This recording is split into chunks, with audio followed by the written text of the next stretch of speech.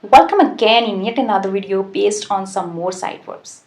These are about paying special attention to something. In this regard, they are same, but still they are used differently. So let's see how to use them.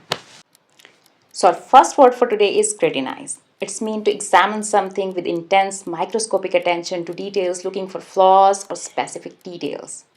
So it's mean the word is about looking at something with attention, but the purpose is to look for specific details or flaws. Sentence can be he decided to scrutinize the crime scene. Obviously, he wants to look for the evidence or details connected to the crime. Our next word is gawk.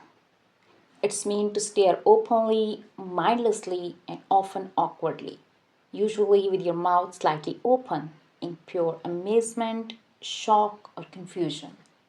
The sentence can be the people in the crowd gawk at the aircraft.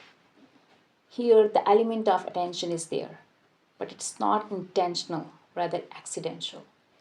It means suddenly you see something that attracts your attention. It may be because of amazement, because of some sort of shock or confusion. Another sentence can be they stopped to gawk at the students who were fighting. Our last word for today is riveted.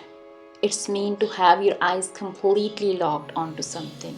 You are totally fascinated or terrified, utterly unable to look away. It's mean here too you are paying attention, but the situation is either you are fascinated or terrified. He was riveted by the mind-blowing trick of magician. Another sentence can be the spectators were riveted by his explosive batting.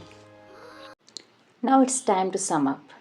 Scrutinize means to examine something very closely and carefully to find mistakes or details. Gawk, to stare openly and stupidly at something or someone, often in surprise or amazement.